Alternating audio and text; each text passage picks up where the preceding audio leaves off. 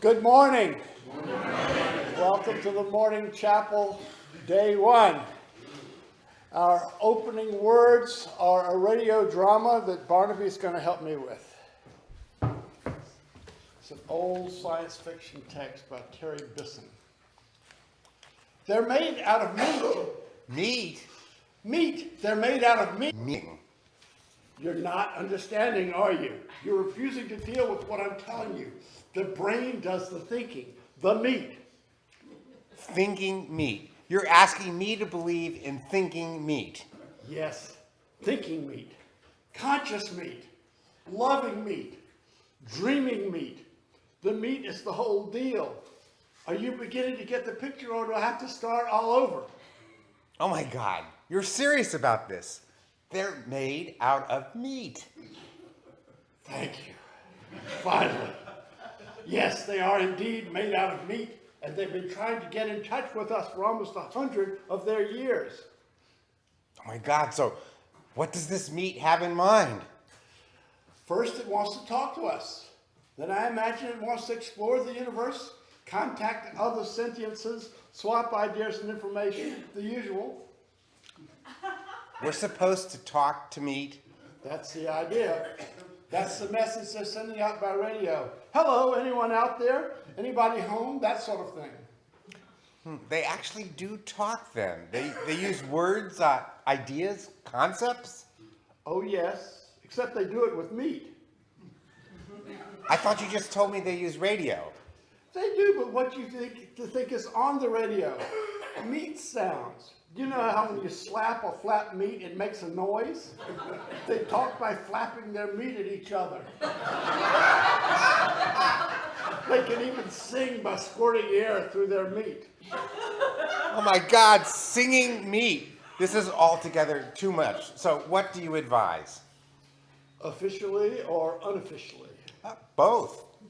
Officially, we're required to contact, welcome, and log in any and all sentient races or multi-beings in this quadrant of the universe without prejudice, fear, or favor.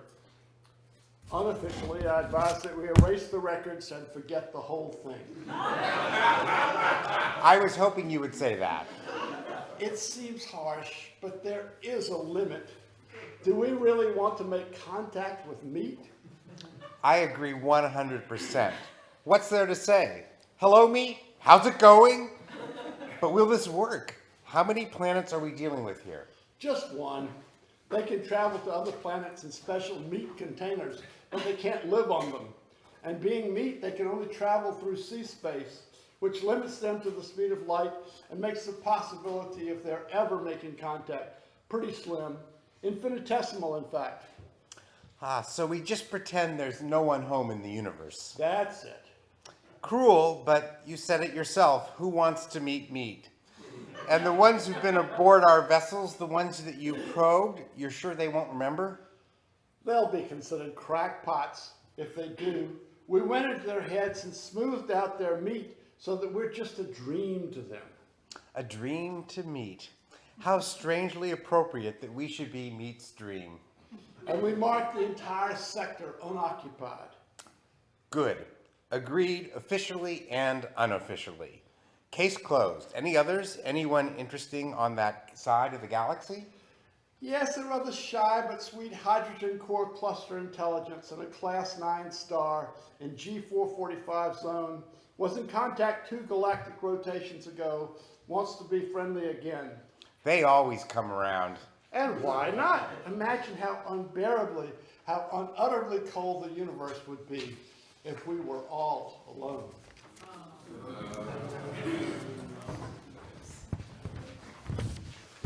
Okay, those of you who have, and I'm sorry they didn't print enough orders of service, but if those of you who have an order of service might be willing to share it with other people, because the song is in here. This is not a UU hymn, it's not in the UU hymnal, but it's sort of been adopted by a bunch of congregations unofficially. We sang this odd infinitum about 3 irises ago. You may remember it from that.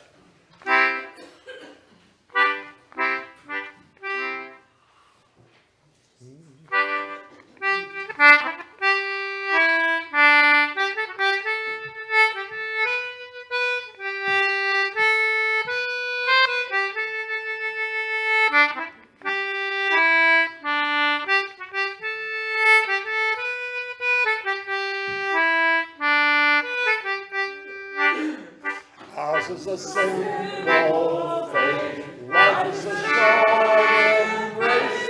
Heaven is in this place every day. Holds the ground we till, make each day what you will.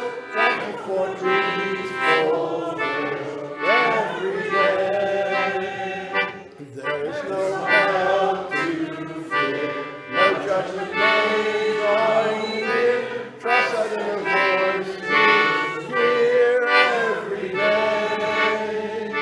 Life's not a goal or race, it's about heart and faith and living a life of grace every day.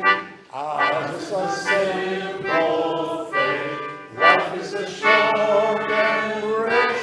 Heaven is in this place every day. Holds the ground we till, make each day what you will. Thankful for dreams fulfilled every day. Trust is an open hand, making an honest stand, living here in the land every day. Living the mystery, seeking the harmony, here between you and me every day. Ours is a simple faith, life is a short embrace. Heaven is in this place every day. Holds the ground we till, make each day what you will. Thankful for dreams fulfilled every day. Thank you. Let's do a reading from Mr. Emerson, number 531 in your gray hymnal.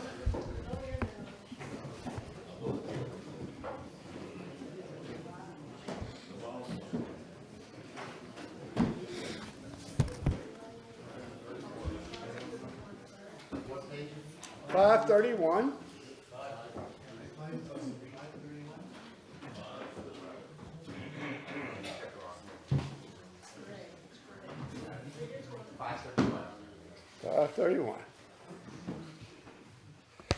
Let us learn the revelation of all nature and thought, that the highest dwells within us, that the sources of nature are in our own minds.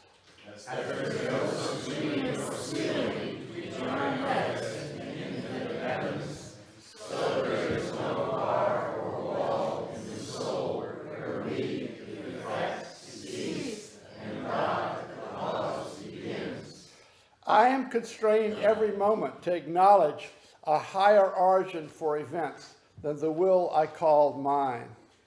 There is a deep power in which we exist, and whose beatitude is accessible to us. Every moment when the individual feels invaded by it is memorable. It comes to the lowly and simple.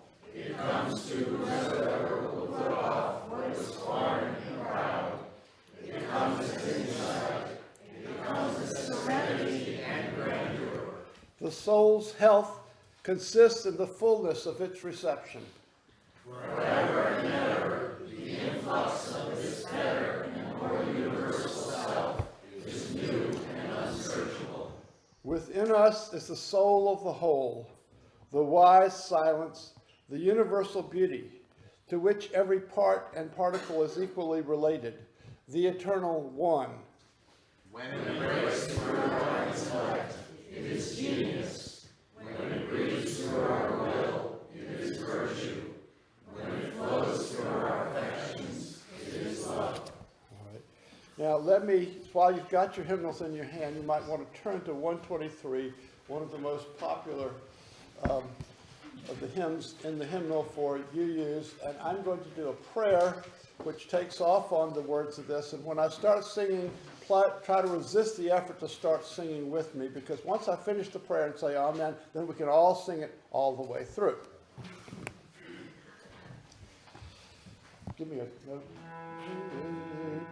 Spirit of life, Father, Mother, God, ground of our being, fount of every blessing, ancient of days, weaver of our lives' design, day spring from on high, El Shaddai, Adonai, by whatever name or names we choose to call you, knowing they are only our attempts to name the unnameable. Come unto me, indwell here within each of us, not in some hereafter and not in some heaven above, but here on Star Island on June 24th. Sing in my heart all the stirrings of compassion.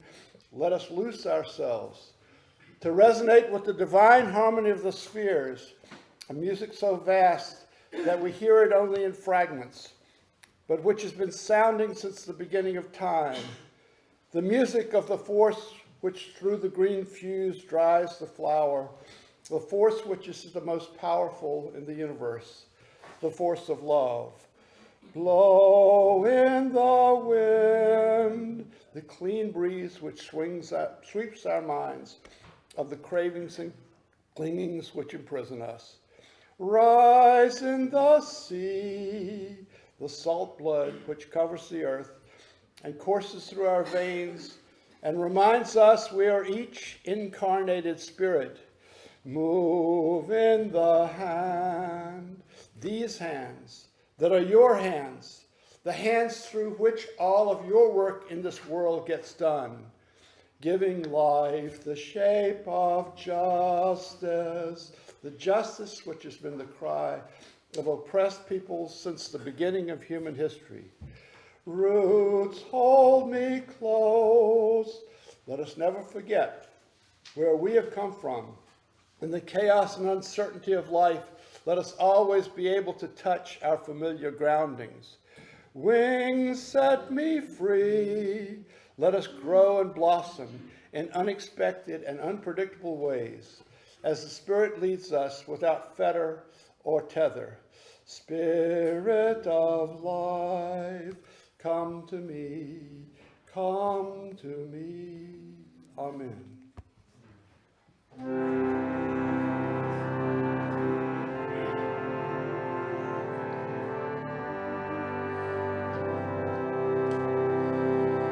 Spirit of life, come unto me. Sing in my heart all the stirrings of compassion.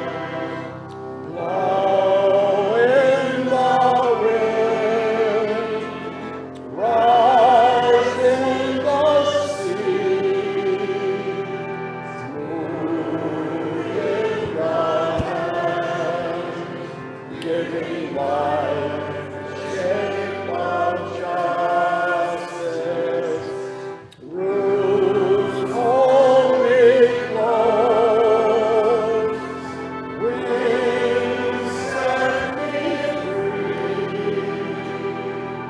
Spirit of life, come to me,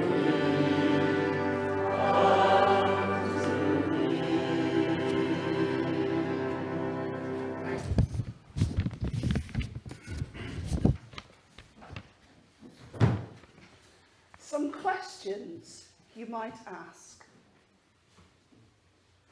Is the soul solid, like iron? Or is it tender and breakable, like the wings of the moth in the beak of an owl? Who has it and who doesn't? I keep looking round me. The face of the moose is as sad as the face of Jesus. The swan opens her white wings slowly. In the fall, the black bear carries leaves into the darkness. One question leads to another. Does it have a shape? Like an iceberg? Like the eye of a hummingbird? Does it have one lung, like the snake and the scallop? Why should I have it, and not the anteater who loves her children? Why should I have it, and not the camel? Come to think of it, what about the maple leaves? What about the blue iris? What about the little stones sitting alone in the moonlight? What about the roses and lemons and their shining leaves? What about the grass?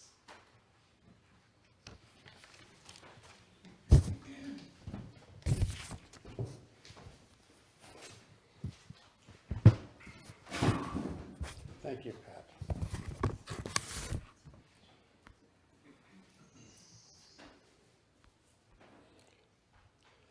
Begotten, not made. We're here this week on STAR to ponder artificial intelligence because, as Saul Katz pointed out last night, 2018 is the 50th anniversary of Stanley Kubrick's great film, 2001: A Space Odyssey, which stars a computer named Hal, who is able to think for himself and ultimately kills almost all the humans for whom he is supposed to be caring. Hal is not the first dangerous thinking machine in fiction, nor is he the last. But the field of so-called artificial intelligence, AI, is booming today, and we have made great strides in creating computer algorithms which can talk to us, can decipher our speech and translate it from one human language to another, which can recognize faces and make some sense of a visual field, can diagnose diseases, and which may soon be driving our cars. Now, when I use that word algorithm, I mean simply a procedure. Computers work by codes, detailed sets of instructions. If this is the case, do that, otherwise do something else.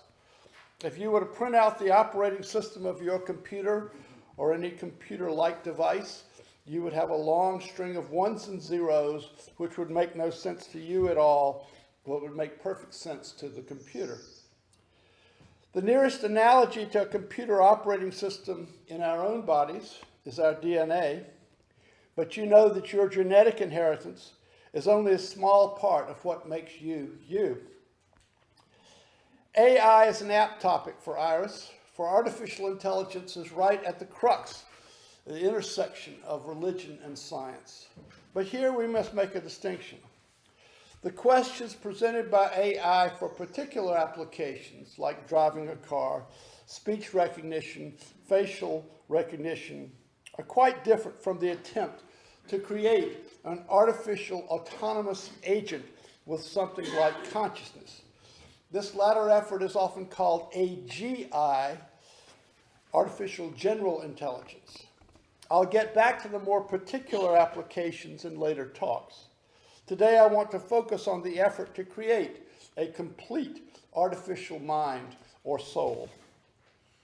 What would it mean to have a machine which was conscious? Would such a machine be able to see deeper into reality than human minds could? Would it be wiser? Would such a mind be subject to human shortcomings, such as rage, cruelty, indifference, depression, racism? Or would it be magically free from such flaws? Would we be committing murder if we turned off the computer which generated that mind, as the actor did in 2001? One way to ask the questions is whether machines can have souls. Many of you will say that's not a helpful way to frame it, because that question only has meaning if we know what a soul is. And souls are notoriously hard to define. The whole effort to define words, to parse them so that we can know precisely what we're talking about, comes up short when we come to the word soul. all of our Zen wisdom, all the existentialist and paradox-loving and transcendentalist instincts, not to mention all the popular songs of the last 50 years, arise to say, hey, if you got to define it, you don't understand it. Soul is just something you have. But of course, that attitude makes the word almost useless for a searching scientific or philosophical inquiry.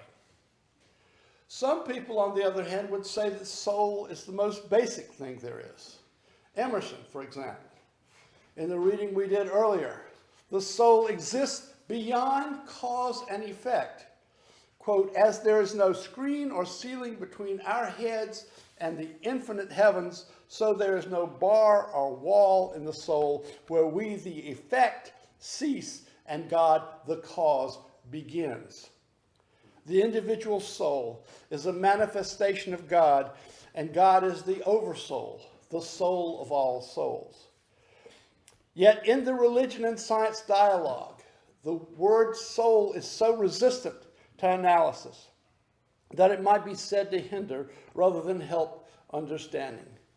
And yet it has a long tradition in religion.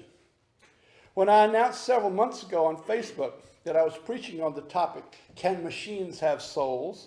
One of my retired UU minister colleagues commented, no, no, no, no, no. From the religious side, there is a strong argument that nothing created by humans can have the special human quality that we call soul, whatever it may be. Let me sketch some of the religious ideas that support this argument and start in the realm of myth. In the Garden of Eden story, in Genesis, God forms the first man, Adam, out of the clay and then breathes into him the breath of life. The clay is a non-living substance, but it is God who imbues it with life by his breath. This is similar to Greek mythology, where the Titan Prometheus creates humans out of clay and blows the breath of life into them. That much seems to have been okay in Greek myth, but then Prometheus thinks the humans that he's created ought to be able to cook and keep warm, so he steals the element of fire from the gods and gives it to humans. Zeus gets angry at this and sentences to Prometheus to be chained to a rock where ravens attack him and devour his liver every day. Fortunately, the liver regenerates, so he doesn't die. In both the Greek and Jewish perspectives, you don't want humans to get divine attributes. In Genesis, there's the story of the Tower of Babel, where humans were going to reach to the heavens, so God created different languages for them to speak, so they couldn't understand one another and couldn't coordinate the construction. It's not good for humans to aspire to be God. Fast forward to the 4th century Council of Nicaea, when Christianity had been adopted as the religion of the Roman Empire, and Constantine called all the bishops together to determine what Christianity was. Theologians of the time were pretty sure that God the Father had existed from all time, but they weren't too sure about the second person of the Trinity, the Logos, which had been incarnated in Jesus of Nazareth during his life on earth.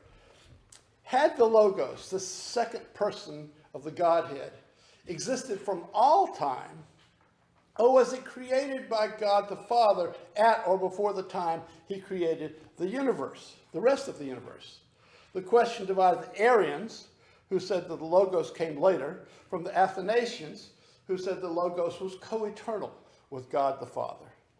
At the council, as you may know, the Athanasians won out and produced the Nicene Creed, which is still said in most Orthodox Christian churches. One version of that creed says that Jesus was, quote, begotten of his Father before all worlds. Another that he was begotten, not made. What does that mean? In the old biblical terminology, begetting is what a male does to produce a child, while the female bears the child, the male begets. To make something, on the other hand, is to form material into a shape, and the thing that a human makes will be non-living. Even a sculptor who forms clay into a human form will have only created a likeness. To make a human, from the male point of view, you beget, you father. The Nicene Council insisted that the Logos proceeded from God the Father as a child, as the product of his father, not as a sculpture is the product of the sculptor's art. This Judeo-Christian idea that a human can't make a soul is carried into stories like Pygmalion, the sculptor who falls in love with his statue, Pinocchio, the woodcarver who wishes his puppet into life, and the sorcerer's apprentice, where the lazy assistant animates a broom to do his task for him and then doesn't know how to stop it. All of these have unhappy endings. And the moral they teach is that trying to treat a made thing as alive is bound to result in disaster.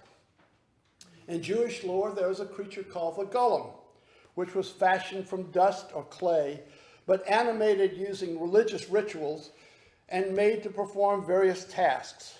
In most versions, the golem could not speak. Usually somebody got hurt dealing with the golem. Terry will enlighten us on golems in a few days. In the 19th century, Mary Shelley published her novel Frankenstein, or The Modern Prometheus. This was both one of the first horror novels and one of the first works of science fiction. We often call the creature Frankenstein, but properly, Frankenstein was the name of the human who created the monster. This creature not only could speak and read, but reason. It had the ability to murder people and to entertain motives such as revenge and rage. It was designed to be scary, and it was. What I'm suggesting here is that the Judeo-Christian religious tradition and a strain of lore all concur that beings made by humans, as opposed to those begotten by humans, were not supposed to be animated or have souls. At the same time, the Industrial Revolution was producing more and more machines to take the places of humans in agriculture, industry, and the home. In the 20th century, machines were applied to thinking tasks as well as manual labor. The word robot, as probably a lot of you know, was invented by a Czech playwright, Karel Čapek, in his 1921 play, R.U.R. The initials of the title stand for Rossum's Universal Robots, which was the name of the company featured in the play. By the way, the word robot comes from a Slavic word which basically means slave. The company featured in the play is a factory which is making a lot of money manufacturing workers for a large variety of enterprises around the world. These creatures are not comprised of metal or silicon, but of flesh and blood, yet they are made in a factory rather than born in the natural way. A plant assembles them, just like a Ford assembly line. Though they look about like humans and can talk and interact, they are treated by the management as things. When one of them breaks, it is simply sent back onto the factory floor to be disassembled and its part used in other robots. The conflict in the play is set in motion when a liberal reformer, probably a UU, arrives insisting that these robots must be accorded human rights. As the plot develops, the company management decides to make the robots more human-like by giving them the capacity to feel pain. This pushes them into a new kind of consciousness, and eventually they revolt and start killing the humans. So RUR, the drama which introduces the concept and word robot, also introduces the dread of the robot takeover, the robot revolt. Okay, that's a thumbnail sketch of the religious side of the question. How about the scientific? I'm just getting into the reading on this subject, but I know that developments of the last 20 years in neuroscience raise profound questions about how what we call consciousness arises in the brain, how our brain generates our minds. That little introduction we gave you this morning might set you thinking a little bit. We know a lot more than we used to about how the brain works, but we still don't know how it generates consciousness. The Enlightenment in the 18th century gave us many great things. Modern science originated there. But it also overemphasized reason as opposed to emotion. The ordinary consciousness and intelligence that we know of is embodied intelligence. And it is tied into human emotions at a basic level. Thus, Descartes was wrong to say, I think, therefore I am. It would be more accurate to say, I feel, therefore I am. As you sit here right now, the feeling of being you is not just your thoughts. You may be thinking. You may even be thinking in complete sentences. But you also may be turning over several streams of thought at once, listening to me drone on, wondering what you're going to have for lunch, replaying the argument you had with your significant other last night, or with your mother 3 decades ago. There may be a soup of words floating around in your mind. And part of the mix might be an itch on your right ankle, a queasiness in your gut, an ache in your back. All of that is part of what it is like to be you at this very moment in time. And it's a set of things that you obviously can't program in advance into a computer. And why would you want to? What we call artificial intelligence is not a program per se. It is a means of teaching a computer to program itself, the way the brain does. Our brains evolved by a kind of neural Darwinism. There are 1,000,000 billion connections in our brain, and they can fire in circuits. When we're babies, the circuits are firing at random, but soon it becomes clear that some circuits get us what we want and others don't. The circuits that win for us get reinforced, and the circuits that lose get discarded. So we can teach machines to program themselves the same way. This is what is called deep learning. How will we know if we have succeeded? Some of you may be familiar with the name Alan Turing. Turing was a brilliant British computer scientist who helped the Allies crack the German Enigma codes in the Second World War. In 1953, he proposed a test for artificial intelligence. Can a machine fool you into thinking you're dealing with another human? If so, we've achieved artificial intelligence. Can deep learning produce, an interesting, I will talk about the Turing test more tomorrow, but an interesting twist on the Turing test was posed by the 2013 movie Her. By now, we are used to computers, phones, and other devices that incorporate a person-like program to interact with the user. If I want to find a piece of music on my iPhone, I can just press the big button at the bottom and say, Siri, play something by Ella Fitzgerald. That saves me having to scroll through a bunch of menus to get what I want. Many of us have these home speakers, which respond to the name Alexa. Well, the movie Her takes this one step further. It is set in the now or not too distant future and involves a guy named Theodore who makes his living ghostwriting love letters for other people, interestingly enough, but whose marriage has come apart and he has a hard time sustaining real love with anyone.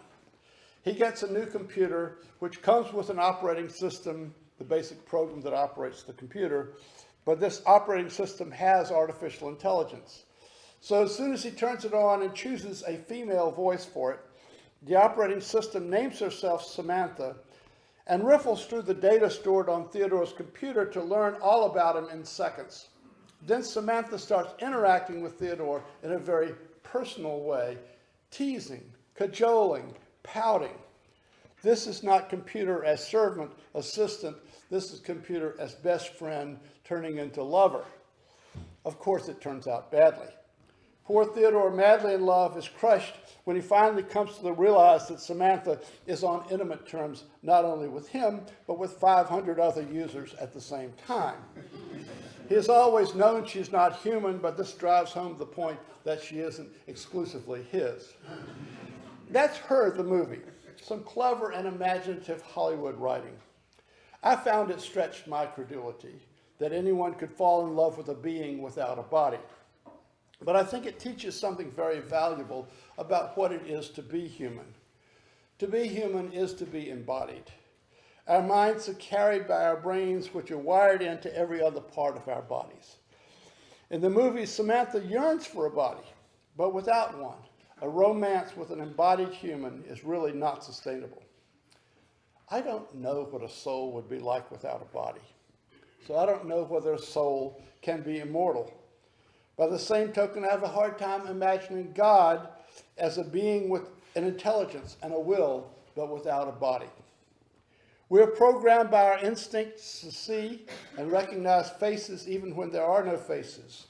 We see faces in clouds, in trees, and rocks. We can make faces out of clay. We recognize signs of personhood in inanimate objects because our brains have evolved social instincts. We project personhood onto the world and call it God.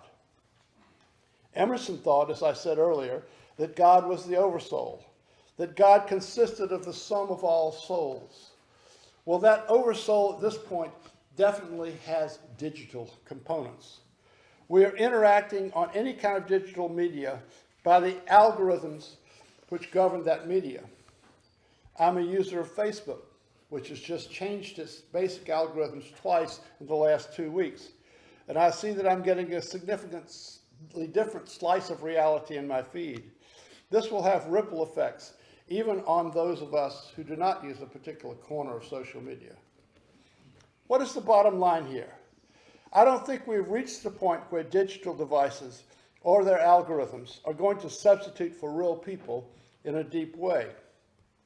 While we may find our personal digital assistants useful in finding a pizza parlor, the next song we want, or keeping our calendar, we're not likely to ask them out for dinner and a movie, or confide our deepest hopes and fears to them. We may fold them into our entertainment strategy, but it would be a big mistake to look to them for emotional or spiritual sustenance. They are not your new best friends, but they will play an ever-increasing role in our connections with other flesh and blood people. More tomorrow. Amen. Let's finish up with number 138.